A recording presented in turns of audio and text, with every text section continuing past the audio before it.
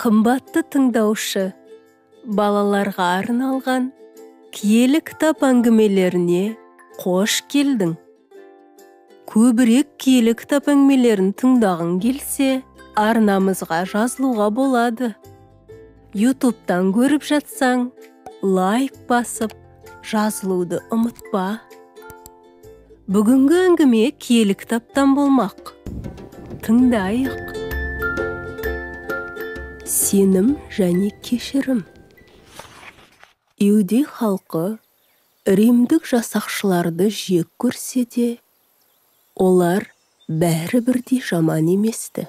Мысалы, Қапарнаумдағы жүзбасы жергілікті халыққа жақсы қарап, оларға арнап өз қаржысына мәжілісхана салдырды.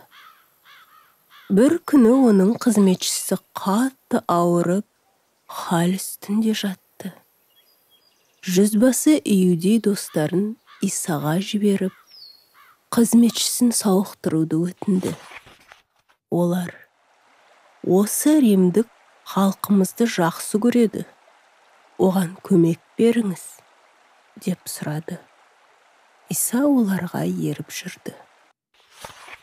Олар үйдің қасына таяғанда, жүзбасы Исаға: үйіме келіп әуре болмай-ақ қойыңыз, ием. Жай бұйырсаңыз болды, қызметшім айығады. Мен бұйрық беріп, бұйрыққа бағынуға үйренген сарбазбын, деп хабар жіберді. Мұны естігенде Иса таң қалып, қуанып, былай деді: осындай сенім артқан кісіні мен Израиль халқының арасынан әлі күнге дейін кездестірген емеспін. Жүзбасының достары қайтып келгенде, қызметші ауруынан құлан таза айығып кеткен еді. Өзіне қатты сенген римдік жасақшысының тілегін Иса орындады.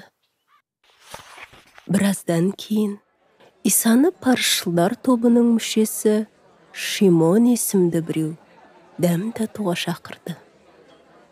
Олар дәстүрлі әдет бойынша дастархан басына жантайған соң, ешкім шақырмаған бір әйел үйге кірді. Қолында қымбат исмайға толы құтысы бар еді.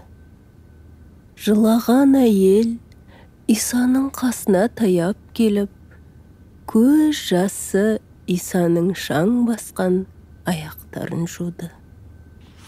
Сосын ол ұзын шашымен аяқтарын құрғатып, исмайымен майлады.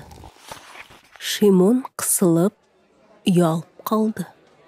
Әйел жаман атағы шыққан біреу еді. Иса қалай оған денесіне қолын тигіздіреді. Парызшылдың ойын білген Иса оған: Шимон, екі кісінің мойнындағы қарызы кешірілді делік. Қайсысы көбірек рахмет айтады?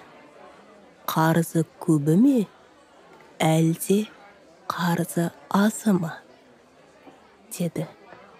Берілетін жауап белгілі болды. Сонда Иса: барлығыңда күнәларыңды Құдайдың кешіруіне мұқтажсыңдар. Осы әйелді кешіргендей, Құдай кімнің үлкен күнәсін кешірсе, сол адам Құдайды бәрінен де жақсы көретін болады, деді әйелге. Күнәң кешірілді, сенгенің үшін Құдай өзіңді тазартты, аман болып жүре бер, деді.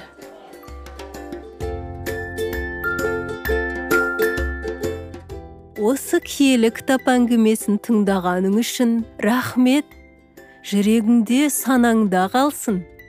Кездескенше.